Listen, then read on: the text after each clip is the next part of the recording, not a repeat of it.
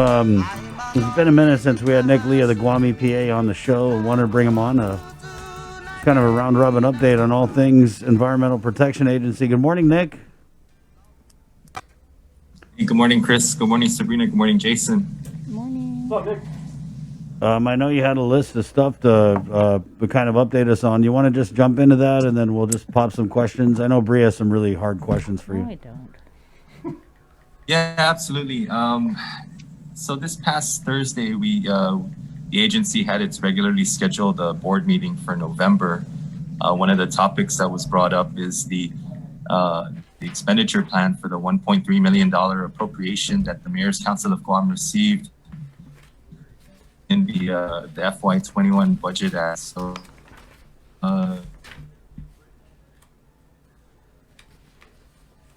for the specifics of the expenditure plan before the Guam EPA board. He describes the plan describes a three-phase approach. Phase one is going to be concentrated on the collection of abandoned and junk vehicles and tires. The second phase is going to be looking at the removal of white goods and e-waste, electronic waste, and then the last phase is green waste and loose metals. So the executive director for Mayor's Council kind of detailed what the expenditures were going to be like for the plan. And in their expenditure plan, they commit $550,000 to abandoned and junk vehicles. About $200,000 of that will go to waste tires.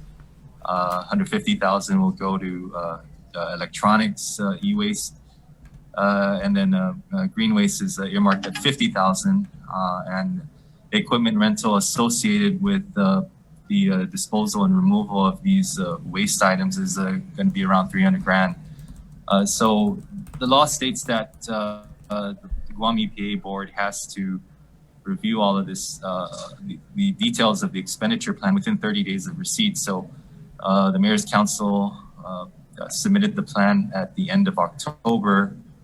The board meeting recessed last Thursday, and they're looking at resuming discussion on the expenditure plan this Wednesday. I know that there's commitments from both sides, meaning the agency and the Mayor's Council, to get the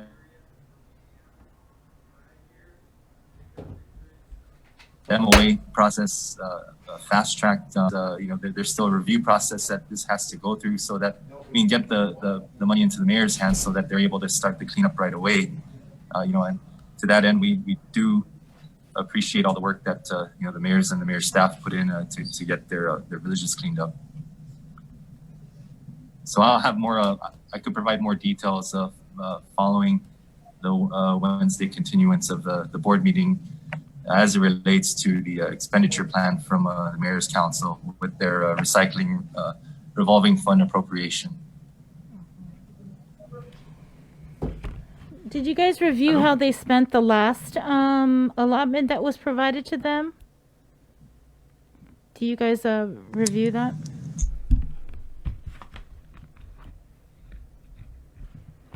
Hello? Oh, you froze. Yeah, so the villages are pretty quick to rectify those issues. They respond to our inquiries, at least within a week's time. I think from the 460 some thousand that was considered a continuing appropriation, they've nearly exhausted that. I think leaving maybe between 70 and 80,000 left in unexpended funds. So we're looking to try to fast track this process. I think everybody has a better handle on how reporting requirements are supposed to be handled with the agency so that everybody understands exactly how that money was used.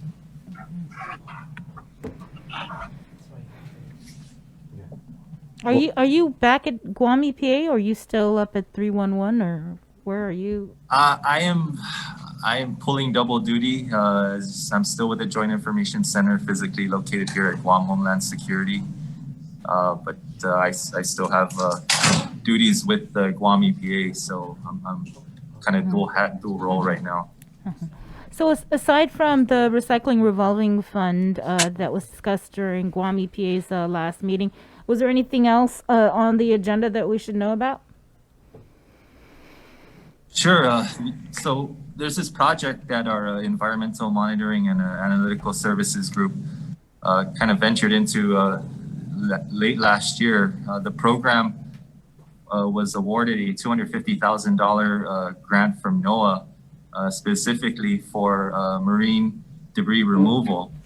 And so we were able to enter into the RFP process to remove this artificial tire reef around the Cocos Lagoon area. The RFP closed sometime in March of this year, and then obviously things being with the way they are with the pandemic, our process was kind of thwarted for a bit. I understand that we have identified a successful bidder. The notice of award is going to be going out along with the contract details to get the tire reef removal project off the ground. We're anticipating that nearly or over 2,500 tires that were placed in that lagoon area to serve as an artificial reef are going to be removed probably the first quarter of next year. So we're going to keep our eyes on that and then update you guys accordingly as well. Who put the tires there? And how long have they been there, this artificial reef? This artificial reef is through the background investigation and research. They're placing that thing maybe mid to late 70s. And so the idea was that you could solve your waste tire problem by repurposing the tires to form a reef structure to foster the marine habitat. The research shows that the tire reef did not act. I mean, it didn't serve the intended purpose, and so now it kind of presents a problem for us, especially during storm surges where the tires become dislodged and cause unnecessary damage to our reef structure. How many tires? It's probably estimated around 2,500 tires, and that's what we know of. I know that there were site assessments done in that area. Go ahead. No, we were just So who put the tires there? That's unclear at this point, but I'm sure that the government probably played a hand in that. Yeah. And speaking of which, there are a lot of other partners that EPA is working with, folks over at NOAA, Department of Agriculture, BSP as well.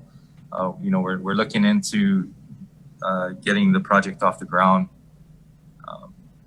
but it's probably a combination of stakeholders and government officials, back in the mid to late 70s. Are there any environmental impacts from throwing 3,000 tires into the ocean? Well, right now it's evident that perhaps chemicals could potentially be leaching out of the tires, but they do serve more damage as debris if they become dislodged in storm surge events, as they could they could damage the coral reef physically. Right. And even after the tires are removed, there are plans to ensure proper transplant of coral to other locations, just to make sure that we're not disturbing the habitat as much as possible. We want to make sure that we're not causing any damage in the removal of that tire reef. How long has this been on Guam EPA's radar that we need to fix this problem? Because 1970s is a long time. Right. You know that, as far as I know, in my brief discussions with the program administrator, at one point the existence was kind of like an urban legend, and so they kind of set out to do some exploratory dives in that area, and they weren't really sure about the exact location of where this tire reef would have been formed. So I think maybe a couple years, as far as I can tell, you know, in terms of trying to get this done. Who discovered it?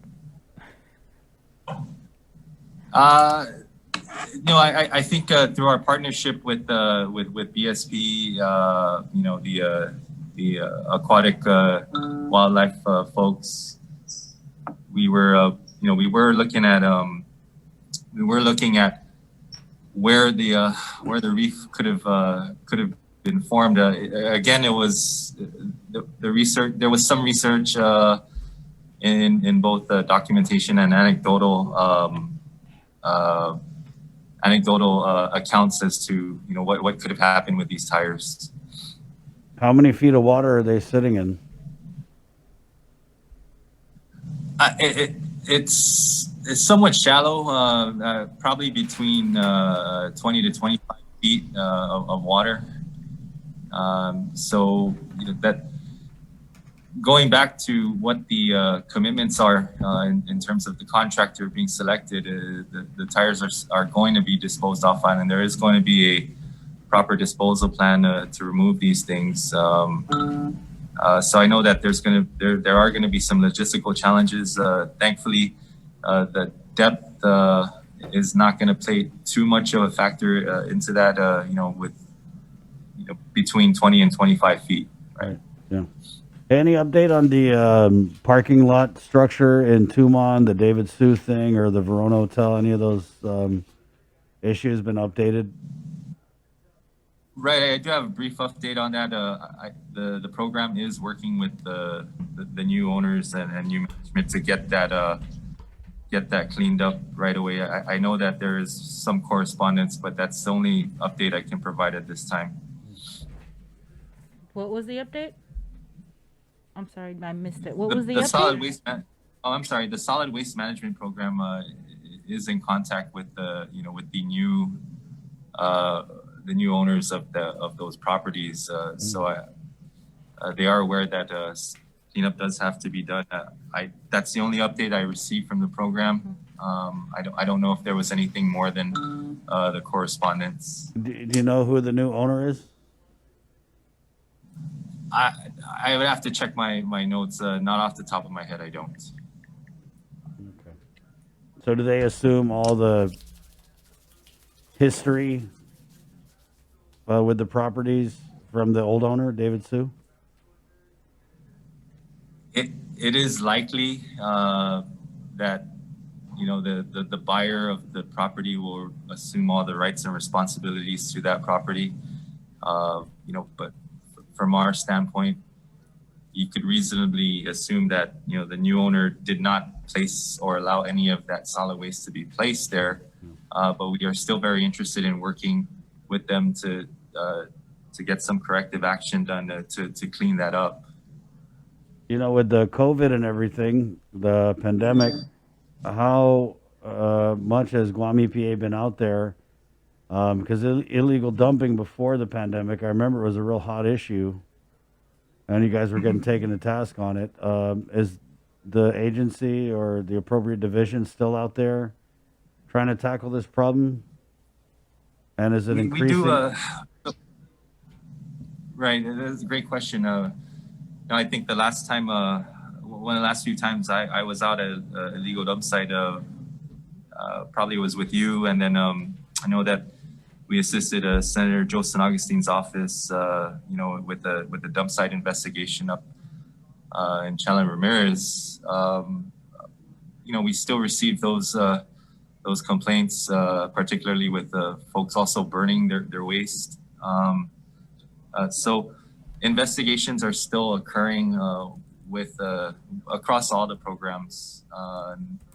That's inclusive of our solid waste management program as well. I know Glenn and Darian and Rich, and they do respond to complaints. They still keep to their schedule of solid waste inspections, usually treated north, central, and southern regions. I don't know where they are with that, but they are occurring. And you're right. These things these were prevalent before the pandemic. It's still likely to be that way for a little while. A pandemic only provides an even greater challenge for us to do what we have to do. But agencies finding ways to augment its operations. We did have a small hiccup, with one of our personnel testing positive the first week of November. But there are still things that we take to task. Part of that is with the building and occupancy permit renewals and approvals and reviews. That there are still quite a few permits that we need to clear on our end. Obviously, we'll be looking at speeding up our online submission and review process internally. I know that we are working with the director Daphne Shimizu and the Guam Business License and Permit Center operations, along with the rest of the other agencies involved with permitting. We still continue to review notices of arrival on disinfectant and sanitizing products. Specifically the ones that you don't really use on yourself. These are more surface disinfectants. We want to ensure that the right approved disinfectant products are coming to the island. We spoke at length about this a few times. Yeah. I believe it was around this time last It was year. a lot of when we were times, going through yeah. dengue. Right. Yeah. And So let's just that's still, let's switch gears here, Nick. Can you put on your 311 Sure. hat? okay, absolutely. Yeah. So what kind of calls are you guys getting into 311 there? Is it a steady stream? What are people wanting to know? It's wide ranging. We do receive a lot of questions for clarification on the traveler quarantine policy. A lot of folks also planning, their funerals. They do have questions about how they can go about conducting that. And believe it or not, we do receive a lot of calls from individuals wanting to report businesses or residences that don't appear to be adhering to the social isolation mandates or the safer at home advisory. So, we take those notes and we work with Public Health Division of Environmental Health to put it on their radar, especially if there's certain business practices that some people don't agree with, with COVID mitigation plans. We do also have questions about what services are available with the government of Guam. A lot of calls about revenue tax. A lot of calls about Department of Labor, and there's also a lot of calls about people looking to get cleared from their quarantine or their isolation orders from Department of Public Health. And so a lot of the messages that we relay is there's a couple thousand people in active isolation. Department of Public Health is not without their challenges as well. And so we've become a secondary conduit for relaying constituent concerns to public health. And for the most part, we still have to talk about some of the things that exist in the social isolation mandate. We still talk about the type of symptoms that people need to be aware of.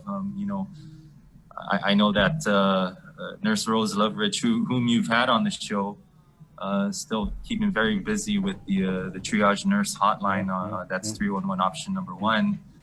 And so I know they've got their work cut out for them too. But we also receive a lot of questions about where to get tested, when to get tested. People want some clarification on what it means to be a close contact, or if they should report certain things to their employer. So it's wide ranging. That's good. Yeah. Nick, how much did you say that tire contract was again? The grant that the environmental monitoring group received was $250,000. Wow. And then I guess in closing, I'm sorry. Wait, how long is it going to take to clean that up? And when are they supposed to start? That's the part of the process that's being finalized. We did identify a successful contractor. So the contract, along with the notice to proceed, is still pending. But internally, we're trying to get the project started in the first quarter of next year, possibly as early as late January. okay. Okay. No, go ahead. No, just on island or off island vendor. I don't have that detail right now, but a press release will come out of the agency once we're able to identify who the contractor is. God, in a perfect world, I mean, minus the obvious liability issues, this sounds like it would be a good tire bounty thing. You know what I mean? Hey, everybody, $10 a tire, fish it out, pay you. And it's just a random thought, Nick. I appreciate your time, though. Right on, Chris. Okay, take care. Take it easy. Say hi to... Happy Thanksgiving. Yeah, All right. happy Thanksgiving. What are your Thanksgiving plans, Nick? Happy Thanksgiving to you guys. I'm sorry? What are your Thanksgiving plans? Well, I have a household of 1, so So it'll anybody... just be me and some sort of... You could put out a raffle, man. 4... keto. Me and a cold beverage. Right, you and 4 cold beverages. Right. It'll be a keto-friendly Thanksgiving meal for 1. Me, I got 5 kids, so one of them's going to have to sit outside on the side. I think Channing. Tell Channing, you got to go in the backyard by yourself, boy. Oh, right on. No, that's not what the guidance says. Guidance says same household, no problem. So I guess in your situation, Nick, since you're a household of 1, you could have 4 people from outside your household come by. Well, Like you could have the link. You could have the link staff over for Thanksgiving. What you cooking? Keto. I'm not sure yet, but it have to be at night though, because I'll be here at Homeland, from 8 to 5. So it'll be a Thanksgiving evening feast. There you go. Any ladies looking for a hardworking man who works on the holidays? We got one right here, a live one. Nick Lee, Guam EPA. Are you on Facebook, Nick? Call 311. Yeah, call 311. What number are you? What Oh option? boy, the connection is really bad here. It's cutting out. I think it's time to go. What number are you, Nick, when they call 311? We are option number 8, so that's Okay. general inquiries.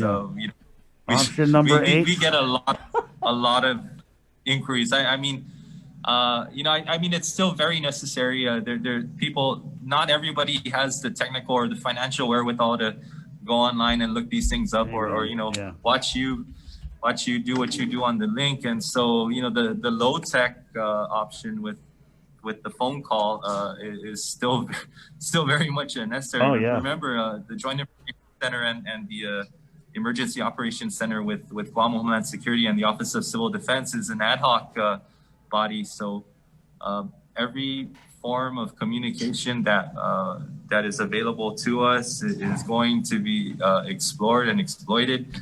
just so that we're able to push out reliable and accurate and timely information. So we do appreciate the partnership that we have with you and Sabrina and the rest of our media partners. So thank you so much. Right on. Well, there you go, ladies. 311 option 8. But he can be your first. He could be your first pick for Thanksgiving. Option number 8 on your phone, number 1 in your heart. There you go, or in your other body parts. Thanks, Chris. Thank you, Nick. Appreciate it, Take man. care. Don't blush, dude. Be safe. Okay. Until next time. Right on.